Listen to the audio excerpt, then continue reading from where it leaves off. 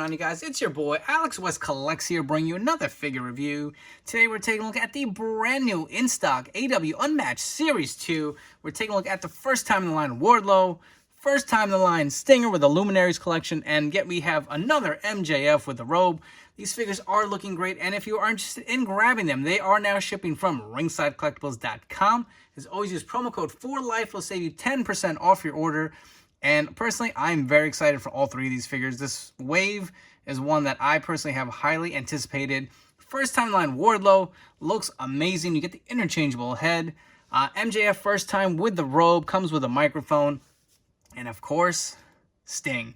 Definitely one I've really been anticipating since he debuted with AEW. And personally, I feel like they got it out pretty quick. I know, it's usually like about a year turnaround time for these figures. I want to say it's close to that range. I don't remember exactly when Sting debuted with AEW, but this figure looks great. And just to note, there is another figure coming, which was a Walmart exclusive, very similar to this one. But if you do remember, his face was half Sting and half of the Darby Allin face paint. Just to keep in mind, that is different. It is not the exact same figure. So that should be coming pretty soon, I think, from Walmart. I don't know if it's supposed to be in stock December, January time, but that's one thing to keep in mind. But looking at these figures in the packaging, you can see the difference with the Unrivaled and Unmatched. The Unmatched figures have the blue background with a silver at the top, and very special with the Luminaries collection. I want to say it's similar to like maybe a Legends. We don't really know the formula yet, but it's guys from the past. I don't know. I guess you can see Sting is in his current incarnation. We do know Chris Jericho's coming from one of his earlier debut looks. So I guess the Luminary collection kind of interchangeable and can kind of play around with the Legends, whether they're modern day look or something from the past. But again, you do notice the nice blue versus the silver on the packaging and this little like kind of highlighted purple. These look absolutely amazing in packaging. But moving along, let's take a look at the side. You can see the AEW logo. On the other side, flipping it around, AEW logo as well as the figure numbers on the bottom. And on the back, one of my favorite parts of the AEW packaging, the huge images of each wrestler on the back, as well as the other figures in the wave. Enough wasting time, let's come back and get these guys out of the packaging. So here we are with all three figures out of the packaging, and this set is definitely a banger. And we're going to get started right off with MJF first. So I know we've gotten quite a few different MJF figures, and it makes sense. He's one of their top guys within AEW, and they are still kind of building their stars and building their brand. And, the roster is expanding. But as far as one of their top guys, you're going to see him quite often. I know that's kind of one of the knocks is we get so many of the same characters as repaints. But, the one selling point with this MJF is the first time we're getting this robe. As far as the accessories go, it's interesting. They went with two of the right hands with the ring. So you get one kind of open mic holding hand and then one fisted hand. Interesting they didn't give us, a left and a right. They decided to go with this option. I don't know if I like or hate that, but you do get two of the ring hands. You also do get an AEW microphone, which I think has come with each of the Unrivaled MJF figures. And taking a look at the figure up close, this is a scan we have seen before. I can see the likeness to MJF. Definitely could be a little better, but not terrible. Got the mohawk, got the light beard with a fade. To look at the robe, it does have some nice detail, and it is rubber. It is not cloth. Unfortunately, you got MJF on the sleeve. You got that pattern for the scarf running down the middle and on the collar, or excuse me, on the sleeves. Take a look at the back. He's got Better Than You with that pattern continuing. I'll be honest, I don't know if I really care for this vest. The jacket. One issue I was running into was kind of getting the figure to stand. You kind of got to get it right on the mark. Sometimes it seems like the back was a little long and kind of making the figure fall over. But once you kind of get it situated, he does stand pretty well. But I don't know, just the detailing looks a little underwhelming, I'll say. Is what it is. And it clasps in the front. You can see it is a nice kind of stretchy feel that we've seen with a lot of the rubber AEW jackets and vests that have come in the past. And removing this, you can see how clasp in the front is very little pliable. Take a look at the back one more time. It does have some nice layering down here with the creases. And I don't know if I like or hate this anymore. The AEW wrap, I guess, to prevent staining, which As we all know, if you bought that Jake Hager figure, it does not work. So let's remove this real quick. Did not get a chance to get the robe off and take a look at the figure. But move the hand. I feel like this is the pain in the ass with this stuff. Like, you have to like disassemble your figure to remove all this plastic. Is it really necessary? All right. You know, let's throw on the ring hand. Looks pretty sweet. I do like the tights. Got the plain black with the lion logos and the red. MJF on the back. You also do get MJF on the elbow pad as well. And again, this is really kind of a repaint of the figure we've seen before in the Unrivaled line. You do get the tattoo. So all in all, a decent figure. Do you need this MJF? We'll say that for final thoughts, but, you know, not a bad figure. Definitely kind of stacks up pretty nice. And if you want to see what the mic looks like in his hand, that looks pretty sweet. I do like the way that looks. You got the ring. Solid figure. Take a look on the knee pad side. I don't know what it is with these knee pads. They just look so damn boxy. I know they kind of went for a different look. Sometimes they just look weird on the figure. Maybe it's just me, but that's my opinion. Take a look at the boots. You know, one thing I will say, they're still working out the kinks on the proportions. I don't know if those feet look kind of tiny. I know MJF is not the biggest man, but if you get that to focus, I don't know, maybe I'm just nitpicking. Sometimes I just feel like these proportions look a little off, but all in all, not a bad figure. And now moving on, first time line, Wardlow, MJF's kind of bodyguard. He does come with 2 fisted hands. You do get the interchangeable head, kind of the more stoic, plain look. And on the figure, you've got the screaming scan. And this figure looks really nice. This may be one of the sleepers of the set. Taking a look at his gear. Got the plain black, but you do get the nice logos on the fronts. On the back, you got Wardlow. Taking a look at his knee pads. See, to me, these look a little better than the ones that MJF have. They just feel like they come out a little too much. So I do like how this is looking on Wardlow. At the plain black boots. And again, it's a very simple figure. I do like how the green and the black kind of pop. He does have the bigger torso, bigger arms. I really like this figure. It's simple, but it's nice and refreshing to see someone new in the line. Take a look at the scan. Look at the sculpt in the hair. Little man bun. That looks really good. They did a solid job. Take a look at the other head too if you want to see the back. You can pop this head off and pop this one on. So you can mix and match whatever look you want to go for. You know, if you want him standing behind MJF as he talks shit, or stepping in front ready to take on any challengers with the screaming scan, that definitely does work great for figure photography. I do love when we get some interchangeable heads. Definitely does allow for, you know, just more fun and play with your figures. And now, moving on to the main event. Personally, this, without a doubt, is the figure I've most highly anticipated from this wave, the Stinger. First time in the AEW Jazwares line. And as far as accessories go, you do get 2 fisted gloved hands. Additionally, you do get the baseball bat, which he can grip nicely. Early on with the AEW line, I feel like that one would be one of my gripes, was it was kind of hard to get them to hold any type of objects. I feel like they're doing a better job kind of molding them a little better, but the bat does fit nice and snug in there. Taking a close-up look at the scan. That is solid. And, you know, I can't even wait till final thoughts. I'm going to say this is the best figure made in this line so far, without a doubt.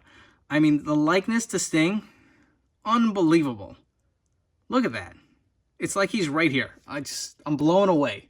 I know who, Magic, bro, you did an amazing job with this figure.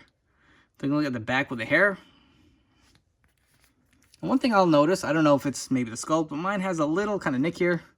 No complaints there. I'm, again, taking nothing away from the figure. Just wanted to point it out. I mean, look at that detailing on this jacket. See the difference?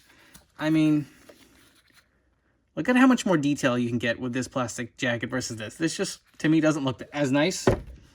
They did a phenomenal job. Look at the sculpts there. Got the buckles on the front with a nice painted gold. Got the collar continuing with the gold. The Scorpion logo on the back. Whew, this is unfreaking believable. Let's take the jacket off. Let's see. Also very pliable. A little easier to take off. And, you know, I like they went with a full jacket. Like, I know we had, like, a TNA Jack Sting where they would keep the sleeves on like this and just throw the jacket over. It looks like a vest. And I never really cared for that look. I do like that we got some sleeves with it. And, you know, for the most part, Sting, since he's come into AEW, he's been wrestling with a t-shirt. I know there's been a few instances where he did wear the classic traditional Sting Crow singlet, kind of like Wardlow. I'm sure that figure is coming down the line. I'm sure they're going to pump out as many Stings. And like I said in the beginning of the video, don't forget, we're getting a very similar figure from Walmart, which is an exclusive. It does have a different face paint to this Stinger. Personally, this is the one I wanted. I have no desire to buy that figure. You only need so many Stings, but I think I'm going to have to go back and get another one. This is just, maybe keep it in the box. Oof, I am blown away. I mean, look at the AEW logo with a t-shirt. Sting logo on the front. Look at the gloves. Taking a look at the back of the figure. And you can see, I like how it looks like the t-shirt's over his singlet. You can still see kind of the side of the Sting singlet with a scorpion down on the sides. Look at the nice sculpting on the pants. Definitely a different approach from Mattel. Mattel kind of had the just plain black legs with some details here. This kind of looks more consistent of a pattern, even down to the knees.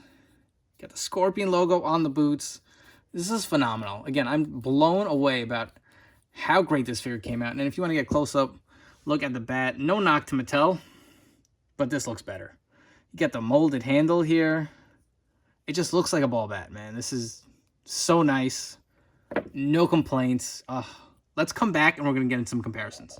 And moving on to the comparison, so here we have the Series 6 MJF versus the Unmatched Series 2. There also was the Unrivaled Series 2 figure, which I do not have. Personally, I like the Series 6 the best, so I did get rid of that figure to upgrade it over this figure. And you can see the head scans are a little different. The one on the left, the Unmatched figure, we'll zoom in real quick. You can see it's more of a smiling kind of smirk. Take a look at the side. And this is more of that cocky, arrogant MJF look, kind of with the eyebrow raised. It does look really nice. You can see both figures have the ring hand. Taking a look at a close-up at both scans side by side. Zooming out real quick.